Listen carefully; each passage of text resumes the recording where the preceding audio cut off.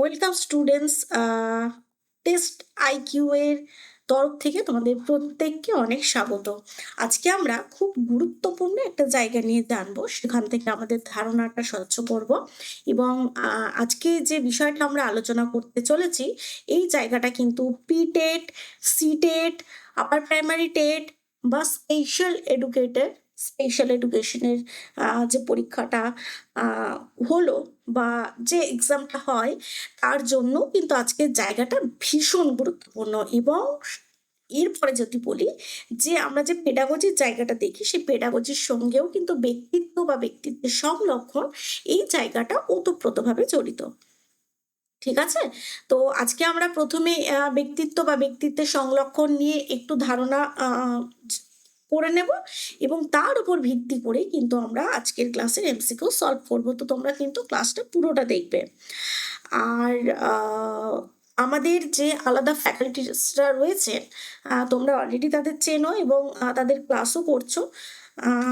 প্রথমেই বলবো সব থেকে গুরুত্বপূর্ণ যে ব্যাপার, যে তোমরা ফ্যাসিলিটিসগুলো এখানে কি কি পাচ্ছ। চ্যাপ্টার ওয়াইজ ক্লাস পাচ্ছ প্রত্যেকটা সাবজেক্টের। প্রত্যেকটা যে 5টা সাবজেক্ট রয়েছে, সে প্রত্যেকটা সাবজেক্টের চ্যাপ্টার ওয়াইজ ক্লাস পাচ্ছ, অল রেকর্ডেড ক্লাস পাচ্ছ উইথ প্লে লিস্টে, যেটা আমরা আমাদের সময় মতো দেখতে পারি। ক্লাস পিডিএফ পাচ্ছ। প্রত্যেকটা ক্লাসে প্রত্যেকটা টিচার যে বিষয়ের উপর পড়াবেন বা যে নোটসগুলো দেবেন, সেগুলো তোমরা পিডিএফ আকারে পেয়ে যাচ্ছ। ক্লাস হোমওয়ার্ক থাকবে, আবারও বলছি প্রত্যেকটা সাবজেক্টের হোমওয়ার্ক থাকবে এবং এই হোমওয়ার্কগুলো পাওয়ার জন্য অবশ্যই হোয়াটসঅ্যাপ গ্রুপ এবং টেলিগ্রাম চ্যানেলে অবশ্যই তোমরা যুক্ত হয়ে যাবে।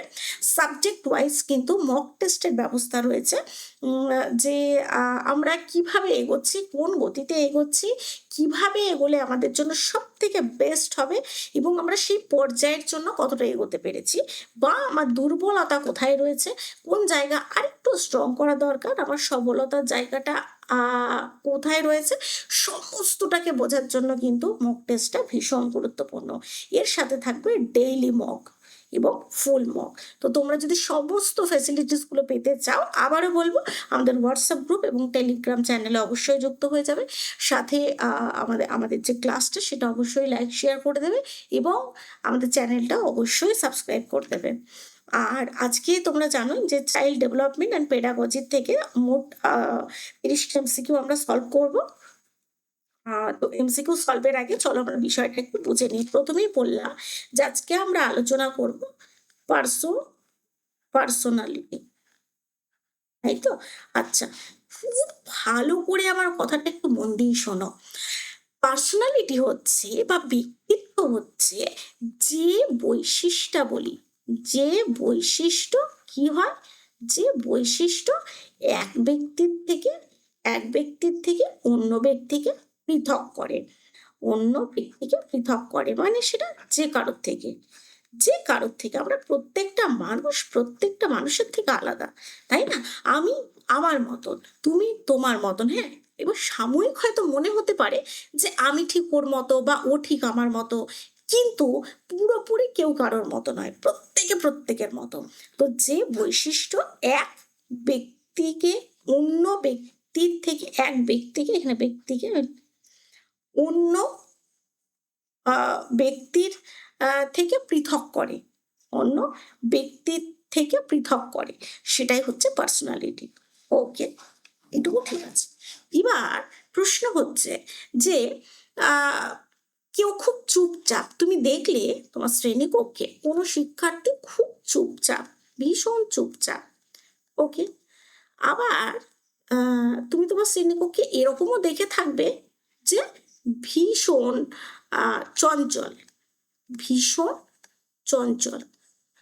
আচ্ছা, তুমি তোমার শ্রেণীকক্ষে এরকমও দেখে থাকবে যে দু রকমই, মানে প্রয়োজনে চুপচাপ, প্রয়োজনে চঞ্চল, মানে আমি এখানে বোধ করে রাখলাম দু রকমই, চঞ্চল চুপচাপ দুটোই রয়েছে। তো এই যে বিষয়টা, মানে এই যে খুব চুপচাপ প্রকৃতির, ভীষণ চঞ্চল প্রকৃতির, বা এই সবটা মিশিয়েই রয়েছে। তো সমস্তটা নিয়ে আমরা আজকে দেখব, এবং এমসিকিউ কোন জায়গায় সব থেকে বেশি আসে সেটা বলবো। এই যে খুব চুপচাপ, যেটা ইন্ট্রোভার্ট, এই জায়গা থেকে কিন্তু এমসিকিউ আসে আমাদের। এবং ভীষণ চঞ্চল, বা আমরা যেটা বলতে পারি এক্সট্রোভার্ট, মানে একদম প্রাণোচ্ছল, প্রাণ খোলা, এই জায়গা থেকেও আমাদের এমসিকিউ এসে থাকে। মানে এই দুটো জায়গা খুব গুরুত্বপূর্ণ। এবং বোথ, অ্যাম্বিভার্ট, মানে প্রয়োজন পড়লে চুপচাপও থাকতে পারে, আবার প্রয়োজন পড়লে চঞ্চলও হতে পারে। যখন দুটো মিলে হচ্ছে তখন সেটা বোথ, মানে অ্যাম্বিভার্ট। অ্যাম্বিভার্ট, ওকে।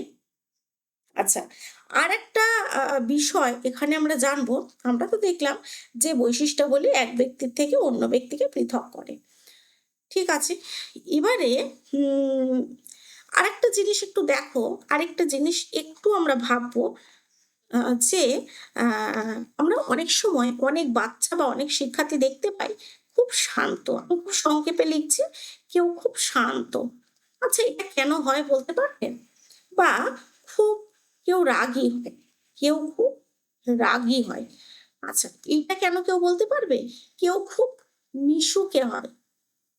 এগুলো কেন হয় কেউ বলতে পারবে? কেউ খুব মিশুক, আবার খুব লাজুক, খুব লাজুক। আচ্ছা, এটা কেন হয় কেউ বলতে পারবে?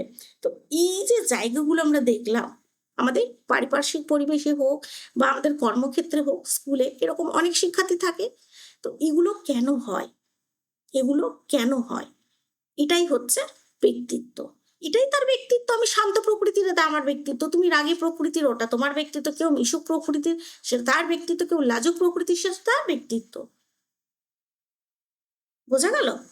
এবারে যদি আমাকে কেউ জিজ্ঞেস করে যে তুমি কেমন মানুষ, তুমি কেমন মানুষ, আমাকে হয়তো আমার কোনো শিক্ষার্থী জিজ্ঞেস করলো যে ম্যাম আপনি কেমন মানুষ, তো তখন আমি কি বলবো বলো? তখন আমি কি বলবো? আমার নিজের সম্পর্কে যে ধারণাটা আছে আমি তো সেটাই বলবো। আমার সেলফ কনসেপ্ট যেটা রয়েছে, নিজের সম্পর্কে আমার যে ধারণাটা রয়েছে আমি তো সেটাই বলবো। যে আমি ভীষণ সেলফ ডিপেন্ড প্রকৃতির। আর কি বলতে পারি, আমি একটু ইন্ট্রোভার্ট প্রকৃতির। এটা সত্যি কথা, আমি একটু ইন্ট্রোভার্ট প্রকৃতি, নিজের মধ্যে নিজেকে থাকতে বা রাখতে ভালোবাসি। তো এইগুলো আমি বলবো। তো এই জায়গাটা হচ্ছে কিন্তু সংলক্ষণ, মানে ব্যক্তিত্বের সংলক্ষণ। এটা এটা কি ট্রেটস, যেটা পার্সোনালিটি ট্রেটস, পার্সোনালিটি ট্রেটস, এটা হচ্ছে সংলক্ষণ। তো এই হলো আজকের বিষয়। যেমন আর একটা কথা যদি এখানে বলি, ধরো বলা হলো রাহুল বা প্রিয়া সবসময় সবসময় চুপচাপ থাকে, সবসময় চুপচাপ থাকে। তো এটা তার লাজুক ট্রেটস। এই যে লাজুক জিনিসটা দেখছো, এটাও কিন্তু আমরা বলতে পারি ট্রেটস, ঠিক আছে। এটা আমরা বলতে পারি ট্রেটস, লাজুক প্রকৃতির। বা আর একটা জিনিস, প্রিয়া সবার সাথে কথা বলে, ও মিশুক প্রকৃতি, ও মিশুক প্রকৃতির। তো এটা তার ট্রেটস। বোঝা গেল? এটা তার ট্রেটস। তো এই হচ্ছে ব্যক্তিত্ব এবং ব্যক্তিত্বের সংলক্ষণ। এটাই হচ্ছে ব্যক্তিত্বের সংলক্ষণ, যে আমি অন্যের থেকে আলাদা বা অন্যরা আমার থেকে আলাদা। এটা পার্সোনালিটি। এবং আমি কেমন প্রকৃতি, আমি সেলফ, আমি ইন্ট্রোভার্ট না এক্সট্রোভার্ট না অ্যাম্বিভার্ট, না আমি লাজুক প্রকৃতি, না আমি শান্ত প্রকৃতি, যাই হোক, এগুলো হচ্ছে সংলক্ষণ। এটাই হচ্ছে মেন ফ্যাক্ট, এবং এটাকে আরো বিস্তারিতভাবে বর্ণনা করা হয়ে থাকে। তো এবার আমরা এখান থেকে এমসিকিউ সলভ করে নেব।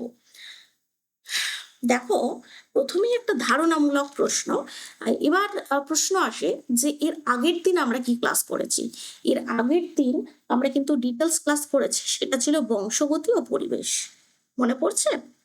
হেরিডিটি আর এনভায়রনমেন্ট থেকে আগের আমাদের গত ক্লাসের আলোচ্য বিষয়বস্তু ছিল। তো এটা দেখো, সেই আগের ক্লাসের সঙ্গে একটু মিল রয়েছে। সেটা হচ্ছে পার্সোনালিটি ডেভেলপমেন্টের ক্ষেত্রে সবচেয়ে গুরুত্বপূর্ণ ভূমিকা কার? শুধুমাত্র বংশগতি, শুধুমাত্র পরিবেশ? বংশগতি ও পরিবেশ উভয়, শুধুমাত্র শিক্ষা? একদম নয়। শুধুমাত্র শিক্ষা কখনোই হতে পারে না, শুধুমাত্র বংশগতি হতে পারে না, শুধুমাত্র পরিবেশ হতে পারে না, হতে পারে বোধ। কারণ আমরা আগের দিন দেখেছিলাম যে সুসম্পন্ন বা পরিপূর্ণ ব্যক্তিত্ব বিকাশের জন্য বংশগতি ও পরিবেশ দুটোরই গুরুত্বপূর্ণ ভূমিকা রয়েছে। পরিপূর্ণ বিকাশের জন্য বংশগতি ও পরিবেশ দুটোরই কিন্তু ইকুয়াল ইম্পর্টেন্ট রয়েছে। নেক্সট কোয়েশ্চেন দেখে নেব। একটা শিশু একা থাকতে ভালোবাসে, কিন্তু প্রয়োজন হলে বন্ধুদের সাথে ভালোভাবে মিশতে পারে, তাকে কি বলা হয়? ভালো করে মন দিয়ে দেখো। একটা শিশু একা থাকতে ভালোবাসে, পরিষ্কারভাবে আমি বলে দিচ্ছি, যখন একটা শিশু একা থাকতে ভালোবাসে তখন আমরা বিষয়টাকে বলবো ইন্ট্রো, বিষয়টাকে বলবো ইন্ট্রোভার্ট। ভালো কথা। এবার যদি প্রয়োজন হলে বন্ধুদের সাথে মিশতে ভালোবাসে, যদি প্রয়োজন হয় তাহলে বন্ধুদের সাথেও মিশতে পারে, তাহলে এই বিষয়টাকে আমরা বলবো এক্সট্রোভার্ট। তাহলে তাকে কি বলা যেতে পারে বলো? দেখো এই কোয়েশ্চেনটার মধ্যে আমরা ইন্ট্রোভার্টও পাচ্ছি, এক্সট্রোভার্টও পাচ্ছি। এবার একা থাকতেও ভালোবাসে, আবার প্রয়োজন পড়লে মিশতেও ভালোবাসে, তাহলে অ্যাম্বিভার্ট, উভয় দুটোই আমার মধ্যে রয়েছে, তাহলে অ্যাম্বিভার্ট। কোয়েশ্চেন নাম্বার 3, নিচের কোনটা ইন্ট্রোভার্টের বৈশিষ্ট্য? দ্রুত সিদ্ধান্ত নেয়, সামাজিক মেলামেশা পছন্দ করে, নিজের চিন্তায় বেশি ডুবে থাকে, ঝুঁকি নিতে ভালোবাসে। ইন্ট্রোভার্ট মানে কি? নিজের জগতে থাকতে, আমি যেমন ইন্ট্রোভার্ট বা অন্য কেউ ইন্ট্রোভার্ট, সে নিজের জগতে থাকতে ভালোবাসে, একটা নিজস্ব জগৎ, নিজের জগতে থাকতে ভালোবাসে এবং নিজের কর্মজীবনের সিদ্ধান্ত ম্যাক্সিমামটা 90% নিজেই নিয়ে থাকে, অন্যের উপর ডিপেন্ড খুব একটা হয় না। আর শেয়ার করার ব্যাপারটা মানে হয় না যে অল্প কিছু হলে সেটা শেয়ার করা, সে এই ধরনের শিক্ষার্থীরা বা এই ধরনের ব্যক্তিরা নিজের মধ্যে নিজের বিষয়গুলো রাখতে বেশি স্বাচ্ছন্দ্য বোধ করে। তো এর বৈশিষ্ট্য হবে অবশ্যই অপশন সি, নিজের চিন্তায় বেশি ডুবে থাকে। মানে যেহেতু নিজের একটা জগৎ রয়েছে, সেই দিক থেকে নিজের চিন্তায় বেশি ডুবে থাকে। কোয়েশ্চেন নাম্বার 4, কার্ল জাং অনুযায়ী ইন্ট্রোভার্ট ব্যক্তি, ইন্ট্রোভার্ট তো আমরা দেখলাম নিজের জগতে থাকে, নিজেকে নিয়ে নিজের মতন করে ভাবতে ভালোবাসে, থাকতে ভালোবাসে। কার্ল জাং এর মত অনুযায়ী কি? বাইরের জগতে মনোযোগ দেয়, নিজের ভেতরের জগতে মনোযোগ দেয়, সবসময় সামাজিক ঝুঁকিপূর্ণ কাজ করে। এটার সঠিক উত্তর কি হবে? একদম সুন্দরভাবে মন দিয়ে দেখে নাও, এটা সঠিক উত্তর হয়ে যাবে নিজের জগতে মনোযোগ দেয়। বোঝা গেল? পরের কোয়েশ্চেন খুব ভালো করে দেখো। ট্রেট থিওরি বা সংরক্ষণের তত্ত্ব অনুযায়ী ব্যক্তিত্ব কি? পরিবর্তনশীল নয়, স্থায়ী বৈশিষ্ট্যের সমষ্টি, শুধুমাত্র অবচেতন দ্বারা নিয়ন্ত্রিত, শুধু পরিবেশ নির্ভর। কি হবে সঠিক উত্তর? ট্রেট থিওরি অনুযায়ী ব্যক্তিত্ব, আচ্ছা, এটা স্থায়ী বৈশিষ্ট্যের সমষ্টি হচ্ছে ট্রেট থিওরি। পরের কোয়েশ্চেন নাম্বার 6, একটা শিশু ক্লাসে কথা বলে না কিন্তু বাড়িতে খুব চঞ্চল। দেখবে এই টাইপের এমসিকিউ কিন্তু এক্সামগুলোতে এসে থাকে। শিক্ষক তাকে ইন্ট্রোভার্ট বললেন, এটা সঠিক মূল্যায়ন, ভুল? কারণ situation matters, personality disorder, behaviour problem. এটা কি কোনটা হবে বলে মনে হয় সেটা আগে দেখো। যে বাড়িতে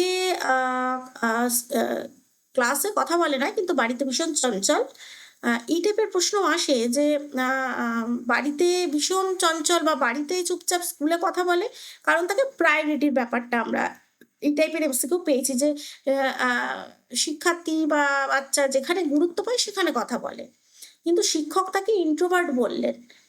এটা কি ঠিক? না, এটা একদমই ঠিক নয়, ভুল। কারণ সিচুয়েশন ম্যাটার, আমি যেটা বললাম যে একটা বাচ্চা বা একটা শিক্ষার্থী সেখানেই মনের ভাব প্রকাশ করে বা মত প্রকাশ করে যেখানে তার গুরুত্বটা রয়েছে। তো কিছু ক্ষেত্রে সেই ইন্ট্রোভার্ট বলে দেওয়াটা একদম ঠিক নয়, কারণ সে তো বাড়িতে চঞ্চল না, সে তো বাড়িতে ভীষণ চঞ্চল, স্কুলে কথা বলে না, ক্লাসে কথা বলে না, হয়তো সেই পরিবেশটা পাচ্ছে না বা সেই গুরুত্বটা পাচ্ছে না, সেই জন্য সে কথা বলছে না। কাজেই অপশন বি হয়ে যাবে আমাদের সঠিক উত্তর। কোয়েশ্চেন নাম্বার 7, সাইকোসিটিজম শব্দটি মূলত কোন ব্যক্তিত্ব তত্ত্বের সঙ্গে যুক্ত? ফ্রয়েডের মনোবিশ্লেষণ তত্ত্ব, আইজেঙ্কের ব্যক্তিত্ব তত্ত্ব, বিগ 5 ব্যক্তিত্ব মডেল, ম্যাসলোর স্বতঃস্ফূর্ততা তত্ত্ব। দেখো এখানে একটা বিষয় একটু বলি, সাইকোসিটিজম বিষয়টা হচ্ছে কিছু কিছু শিক্ষার্থী বা কিছু কিছু ব্যক্তি ভীষণ অ্যাগ্রেসিভ, ভীষণ অ্যাগ্রেসিভ। আর কি কি মানে দেখা যায় মোটামুটি এরা সহানুভূতি এদের মধ্যে কম থাকে। বুঝে গেল?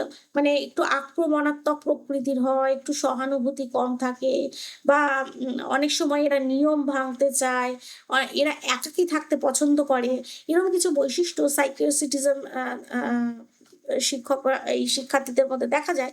তো এগুলো দেখা যাওয়া মানে যে সাইকোসিটিজম মূলক সমস্যা রয়েছে তা কিন্তু নয়। যখন এটা অতিরিক্ত মাত্রায় হবে তখন আমরা ঠিকঠাকভাবে তার মানে গাইড করলে সেটা ঠিক হয়ে যায় অনেক সময়। তো শব্দটি মূলত কোন ব্যক্তিত্ব তত্ত্বের সঙ্গে যুক্ত? এটার সঠিক উত্তর হয়ে যাবে আইজেনকের ব্যক্তিত্ব তত্ত্ব, অপশন বি। আচ্ছা, এবার আরেকটা জিনিস এখানে বলে রাখি সাইকোসিটিজম প্রসঙ্গে, দেখবে শ্রেণীকক্ষে কিছু শিশু আছে বারবার অন্য শিশুকে ধাক্কা দেয়, খেয়াল করবে বারবার ধাক্কা দেয়, এটা একটা হচ্ছে। বা অন্যের খেলনা হোক, হয় না দেখবে শ্রেণীকক্ষে থাকে অন্যের খেলনা হোক বা খাবার হোক বা রুল পেন্সিল হোক বা রাবার হোক, সব ছিনিয়ে নেয়, সব ছিনিয়ে নিচ্ছে। তো এগুলো লক্ষণ হতে পারে, নর্মালি বাচ্চারা এগুলো করে থাকে, এরা অতিরিক্ত মাত্রায় হলে এটা হতে পারে, যেটা বলেছেন কিনা আইজেনকের ব্যক্তিত্ব তত্ত্বে। কোয়েশ্চেন নাম্বার 8 ভালো করে দেখো, নিচের কোনটা ব্যক্তিত্ব মূল্যায়নের প্রকৃত উদাহরণ? সাক্ষাৎকার, প্রকল্পিত পরীক্ষণ, যেটা প্রজেক্ট টেস্ট, স্বমূল্যায়ন, প্রশ্নপত্র, সেলফ রিপোর্ট, কোয়েশ্চেনারিজ। উপরের সবগুলো ব্যক্তিত্ব মূল্যায়নের প্রকৃত উপায় কোনটা হবে? আমার ব্যক্তিত্বটা যদি কেউ পরীক্ষা করতে চায় তাহলে তার কি করতে হবে? প্রথমে সাক্ষাৎকার। আমার ব্যক্তিত্বটা তুমি বুঝবে কিভাবে? আগে আগে একটু ভালো করে বোঝো। আমার ব্যক্তিত্বটা যে তুমি বুঝতে চাইছো সেটা বুঝবে কিভাবে? আমার সাথে কথা বলতে হবে। আমার সাথে কথা বলতে হবে এবং সেটা হবে দ্বিপাক্ষিক। শুধুমাত্র তোমরা বলবে আমি শুনবো বা শুধু আমি বলবো তোমরা শুনবে, বিষয়টা এরকম নয়। এটা হবে দ্বিপাক্ষিক সাক্ষাৎকার, যাতে কিনা আমার ব্যক্তিত্বটা তুমি খুব ভালো করে বুঝতে পারবে। প্রকল্পিত পরীক্ষা প্রজেক্টটা রয়েছে স্বমূল্যায়ন, নিজের রিপোর্টটাও এখানে গুরুত্বপূর্ণ এবং যে সঠিক উত্তর হয়ে যাবে অপশন ডি। এখানে কেস স্টাডিও থাকতে পারতো, কেস স্টাডি হলে সেটাও হতো। ঠিক আছে? কেস স্টাডিও ফ্রয়েডের তত্ত্ব যেটা আমরা জানি, মানে ফ্রয়েড তত্ত্ব নয়, মানে ফ্রয়েড এই কেস স্টাডিটাকে ভীষণ ব্যবহার করতেন তার মনোসমীক্ষায় তত্ত্বে। কারণ তিনি বারবার বলেছেন, কাউকে যখন আমরা বিচার করব শুধুমাত্র তার বর্তমান দিয়ে আমরা তাকে বিচার করতে পারি না বা পারবো না। তার অতীতটাকে নিয়েই কিন্তু তার বর্তমান। কাজেই তার অতীতে কি, কি ঘটেছিল, কেন ঘটেছিল, তার থেকে তার মনে কি প্রভাব পড়েছিল সবটা বুঝে আমরা তার বর্তমানটাকে কিন্তু যাচাই করব। তো যদি এখানে কেস স্টাডিও বলা হতো তাহলেও আমরা সবগুলোই নিতাম। বা রেটিং স্কেল যদি বলা হতো সেক্ষেত্রে, হ্যাঁ, কোনো শিক্ষার্থীর মূল্যায়ন প্রসঙ্গে খুব ভালো বা খুব দুর্বল বা একদম দুর্বল, এরকম থাকলে সেটাও আমরা উপরের সবগুলো নিতাম। ঠিক আছে? তো অপশন ডি হয়ে যাবে সঠিক উত্তর। কোয়েশ্চেন নাম্বার 9, সাইকোসিটিজম উচ্চ মাত্রায় থাকলে একজন ব্যক্তি সাধারণত কেমন হয়ে থাকেন? বন্ধুত্বপূর্ণ, সহানুভূতিশীল, নির্দয়, আক্রমণাত্মক, সংবেদনশীল। কি বললাম? যাদের মধ্যে সাইকোসিটিজমের এই বিষয়টা রয়েছে তারা কি হয়? সহানুভূতিশীল তো সহানুভূতিহীন হয়, সহানুভূতিহীন হয়। এক কথা নির্দয় ও আক্রমণাত্মক হয় এবং মাঝে মধ্যে কিছু নিয়ম আইন কানুন ভাঙার চেষ্টা করে আর কি, স্বাধীন চেতা ভাব থেকে। এইগুলো আর কি। তো অপশন সি হয়ে যাবে আমাদের সঠিক উত্তর। কোয়েশ্চেন নাম্বার 10 মন দিয়ে দেখো, অন্তর্মুখী ইন্ট্রোভার্ট এবং বহির্মুখী এক্সট্রাভার্ট ব্যক্তিত্ব ধারণার জনক কে? অন্তর্মুখী আমরা বুঝে গেছি যে নিজের মধ্যেই নিজেকে রাখা বা নিজের বিষয়গুলো আর কি, হয় না? কিছু একটা ঘটলো আমি সবাইকে প্রাণ খুলে মন খুলে বলে দিলাম, এরা কিন্তু সেই প্রকৃতির হয় না, নিজের মধ্যেই বিষয়টাকে রাখে বা নিজের জগতে থাকতে ভালোবাসে, একা থাকতে ভালোবাসে, এই রকম। আর বহির্মুখী বা এক্সট্রাভার্ট হচ্ছে প্রাণোচ্ছল আর কি, হাসি খুশি, মিশতে ভালোবাসবে, বেড়াতে ভালোবাসবে, যা হবে সবার সাথে গল্প করতে ভালোবাসবে। তো এই ধারণার জনক কে? বলো। এটা সঠিক উত্তর হয়ে যাবে অপশন বি, কার্ল জং। পরের প্রশ্ন ভালো করে দেখো, হ্যামস আইজেঙ্কের মতে ব্যক্তিত্বের দুটি প্রধান মাত্রা কি কি? অন্তর্মুখিতা, বহির্মুখিতা এবং মানসিক স্থিতিশীলতা, অস্থিতিশীলতা, বুদ্ধিমত্তা, আবেগপ্রবণতা, অন্তর্মুখিতা, আত্মনির্ভরশীলতা, নেতৃত্ব, সৃজনশীলতা। আইজেঙ্কের মতে ব্যক্তিত্বের দুটো প্রধান মাত্রা কি কি হতে পারে, বা আমরা অলরেডি আলোচনা করেছি এই বিষয়ে। বলো, আমরা এতক্ষণ ধরে এই দুটো বিষয়ে আলোচনা করে নিয়েছি। অপশন এ হয়ে যাবে সঠিক উত্তর, অন্তর্মুখিতা, বহির্মুখিতা এবং মানসিক স্থিতিশীলতা আর অস্থিতিশীলতা। চলো পরের প্রশ্ন। পার্সোনালিটি অ্যাসেসমেন্টে সবচেয়ে অবজেক্ট কোনটা? Interview, project test, questionnaire, observation. Personality অ্যাসেসমেন্টে, ঠিক আছে, বলো, মন দিয়ে বুঝে এটা বলো। যখন আমার ব্যক্তিত্বটা মূল্যায়ন করা হবে, তো তার অবজেক্ট কোনটা রয়েছে? আমি আবারও বলছি যে শুধুমাত্র আমাকে দেখে তো আমাকে মূল্যায়ন করা সম্ভব নয়। তো তার জন্য কি দরকার? সব থেকে আমার ব্যক্তিত্বটা সম্পর্কে জানার জন্য তুমি কি করবে? সব থেকে গুরুত্বপূর্ণ কি করবে আমার ব্যক্তিত্ব জানার জন্য? দেখো, অপশন সিটা আমরা অপশন সিটাই নেব আমাদের সঠিক উত্তর হিসাবে। মানে প্রশ্নগুচ্ছের মাধ্যমে আমার ব্যক্তিত্বের মূল্যায়নটা করা হবে। যেমন রর্সার কালির ছাপ, আমি বলছি, একটু পরেই বলছি, আমরা এটা সম্পর্কে আশা করি সকলেই পরিচিত। রর্সার কালি, আমি শুধু রর্সার কালি লিখলাম। এবার এটার সাহায্যেও কিন্তু মানে এটাও বলতে পারি যে একটা প্রশ্নকরণের মধ্যে দিয়ে এখানে অ্যাসেসমেন্টটা করা হয়, হয়তো ইজি বিজি কিছু করা রইলো, ঠিক আছে, কালির ছাপ রইলো। এবার 5 জন শিক্ষার্থী, 5 জনকেই বলা হবে তুমি এখানে কি দেখতে পাচ্ছ। এবার কালির ছাপটা কিন্তু সেম, কিন্তু একজন বলবে মারপিট দেখতে পাচ্ছি, একজন বলবে প্রজাপতি দেখতে পাচ্ছি। তো এইগুলোর সাহায্যে কি হয়, শিক্ষার্থীদের ব্যক্তিত্ব, তাদের চিন্তা ভাবনা, এগুলো বিচার করা হয়। আচ্ছা, তো অপশন সি হয়ে গেল আমাদের সঠিক উত্তর। কোয়েশ্চেন নাম্বার 30, পার্সোনালিটির সবচেয়ে ডাইনামিক দিক কোনটা? ট্রেট, টাইপ, বিহেভিয়ার, স্ট্রাকচার। আমাদের কোয়েশ্চেন নাম্বার 13 এর সঠিক উত্তর, এটার সঠিক উত্তর হয়ে যাবে বিহেভিয়ার, ব্যবহারিক দিকটা। ওকে, পরের প্রশ্ন, কোয়েশ্চেন নাম্বার 14, একজন ব্যক্তি সামাজিক হলেও সে একা থাকতেও স্বাচ্ছন্দ্য বোধ করে। সে ইন্ট্রোভার্ট, এক্সট্রোভার্ট, অ্যাম্বিভার্ট, নিউরোটিক। এটা দেখো, একা থাকতে পছন্দ করে, তাহলে কি হবে? সামাজিক সে তো আমরাও সামাজিক জীব তো আমরা, তা হলেও আমি একা থাকতে পছন্দ করি, তাহলে এটা কি হবে? এটা হয়ে যাবে, ভালো করে দেখো। আচ্ছা, বলেছে একজন ব্যক্তি সামাজিক, ঠিক আছে, হলেও সে একা থাকতে স্বাচ্ছন্দ্য বোধ করে, তাহলে এটা অ্যাম্বিভার্ট করবো না ইন্ট্রোভার্ট করবো? দেখো, এখানে বলেছে সামাজিক, তো সামাজিক হলেও একা থাকতেও স্বাচ্ছন্দ্য বোধ করে। যদি এইটা ধরা হয় যে একা থাকতে স্বাচ্ছন্দ্য বোধ করে, তাহলে চোখ বন্ধ করে ইন্ট্রোভার্ট, একা থাকতে স্বাচ্ছন্দ্য বোধ করে।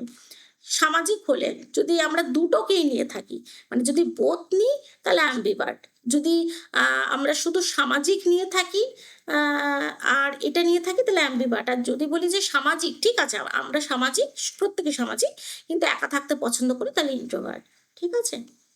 পরের প্রশ্ন, কোয়েশ্চেন নাম্বার 15, এই যে রসার টেস্ট কি মাপতে ব্যবহৃত হয়? ইন্টেলিজেন্সটা মেপে দেয়, পার্সোনালিটি, মেমোরি না স্কিল?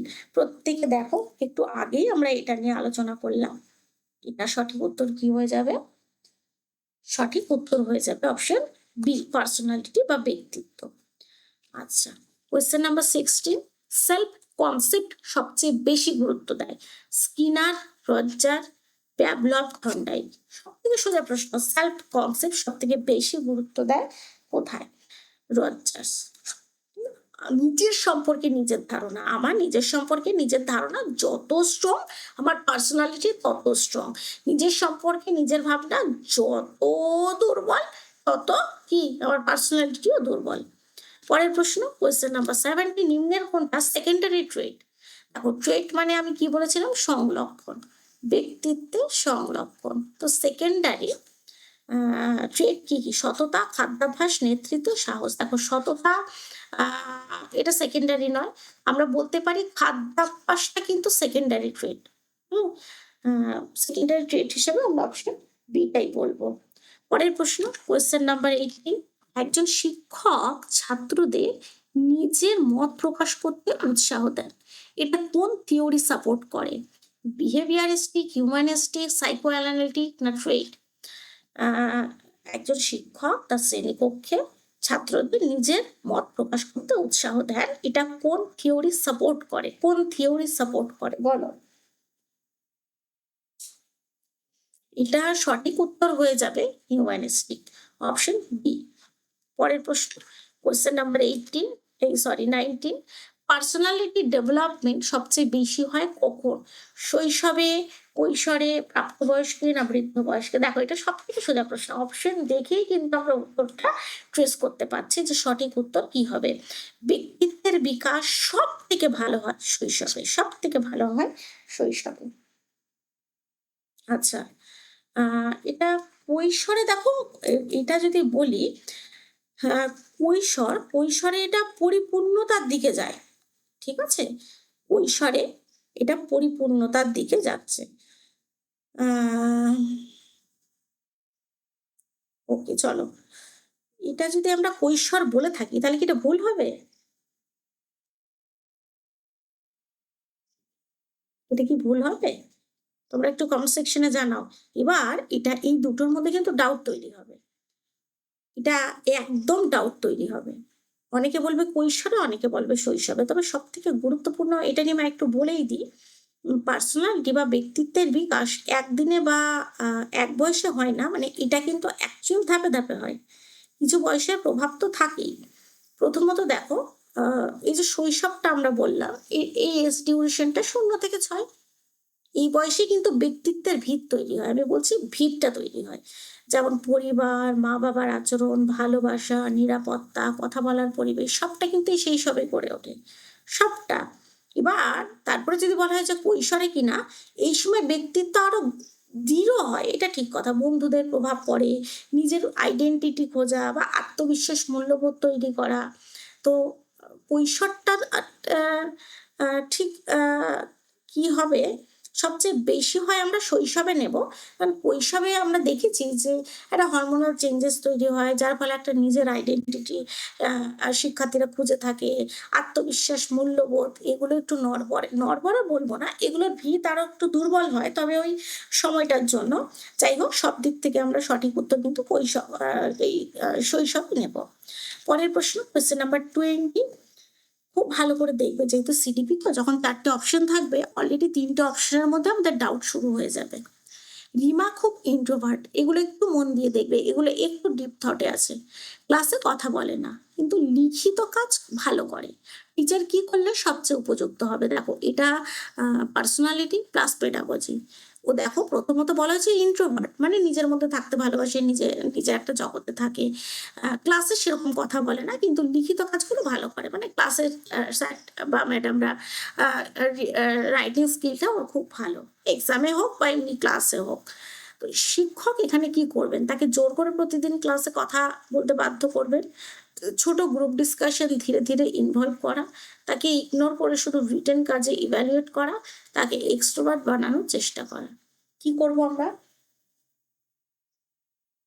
এটা সব থেকে আমরা অপশন দেখেই বুঝতে পারছি যে ছোট গ্রুপ ডিসকাশন ধীরে ধীরে ইনভলভ করা, যেহেতু ইন্ট্রোভার্ট এবং তার লিখিত কাজটাও ভালো। পরের প্রশ্ন, রাহুল খুব ক্রিয়েটিভ কিন্তু কাজ ইনকমপ্লিট রেখে দেয়। টিচারের বেস্ট স্ট্র্যাটেজি কি হবে? তাকে পানিশমেন্ট দেওয়া, ক্রিয়েটিভিটি কমাতে বলা, স্ট্রাকচারাল টাস্ক প্লাস ডেডলাইন দেওয়া, তাকে ইগনোর করা। রাহুল খুব ক্রিয়েটিভ কিন্তু কাজ ইনকমপ্লিট রাখে, অর্থাৎ বলতে পারি যে সময়ের মধ্যে কাজটাকে ফিনিশ করা বা ওই সময়টাকে বেঁধে দেওয়া, এরকম আমরা কিছু করতে পারি, তাই তো? তো সঠিক উত্তর আমরা কিন্তু অপশন সি করতে পারি। পরের প্রশ্ন, 22। রিমা ক্লাসে খুব কম কথা বলে। কম কথা বলে মানে ইন্ট্রোভার্ট, চোখ বন্ধ করে ইন্ট্রোভার্ট, কিন্তু তার লিখিত উত্তরে গভীর বিশ্লেষণ থাকে। শিক্ষকের সবচেয়ে উপযুক্ত পদক্ষেপ কোনটা? মৌখিক অংশগ্রহণ বাধ্যতামূলক করে তোলা, বিকল্প অভিব্যক্তির সুযোগ অন্তর্ভুক্তি করা, মূল্যায়ন শুধুমাত্র মৌখিক উত্তরের উপর নির্ভর করা, তাকে অংশগ্রহণ থেকে অব্যাহতি দেওয়া। বলো কি করবো আমরা? সঠিক উত্তর সঠিক উত্তর করব বিকল্প অভিব্যক্তি সুযোগ তৈরি করা। যে যদি আমরা এখানে ইনক্লুসিভ এডুকেশনটাকে একটু ইনক্লুড করি, তো সেক্ষেত্রে কি হবে, এই যে যদি খুব কম কথা বলা শিক্ষার্থী থাকবে, খুব বেশি কথা বলা শিক্ষার্থী থাকবে, দুর্বল শিক্ষার্থী থাকবে, একদম পিছিয়ে পড়া শিক্ষার্থী থাকবে, মিডিয়াম শিক্ষার্থী থাকবে, সবার বিকল্প অভিব্যক্তির সুযোগ সেখানে অন্তর্ভুক্ত করতে হবে, সবার শেখার সুযোগটা অন্তর্ভুক্ত করতে হবে। বা সেই কনসেপ্টটা আমরা কিছুটা এখানে রিলেট করতে পারি, কিছুটা রিলেট করতে পারি। 23, একজন ছাত্র শুধুমাত্র পছন্দের বিষয়ে আগ্রহ দেখায়, শিক্ষক কি করবেন? এটাকে স্থায়ী পার্সোনালিটি ট্রেট হিসাবে ধরবেন, আগ্রহ ভিত্তিক কার্যকলাপের মাধ্যমে শেখানো, একই কাজ সবসময় চাপিয়ে দেওয়া, অসামঞ্জস্যের জন্য শাস্তি দেওয়া। অপশন কিন্তু খুব সহজ, প্রশ্ন খুব সহজ, আমরা আন্দাজেও কিন্তু সঠিক উত্তর দিতে পারবো। একজন ছাত্র শুধু পছন্দের বিষয়ে আগ্রহ দেখায়, তো শিক্ষক সেক্ষেত্রে কি করবেন? আগ্রহ ভিত্তিক কার্যকলাপের মাধ্যমে শেখাবেন। সব থেকে গুড ওয়ে। 24, একজন ইন্ট্রোভার্ট লার্নার ক্লাসে কম অংশগ্রহণ করে, কিন্তু তার আন্ডারস্ট্যান্ডিং লেভেলটা খুব ভালো।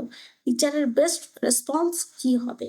তাকে বেশি করে ওরাল রেসপন্স দিতে চাপ দেওয়া হবে, তাকে পার্টিসিপেশন কম হলেও এক্সেপ্ট করা এবং অল্টারনেটিভ মোড দেওয়া, তাকে গ্রুপ অ্যাক্টিভিটি থেকে বাদ দেওয়া, তাকে এক্সট্রোভার্ট হওয়ার জন্য মোটিভ করা।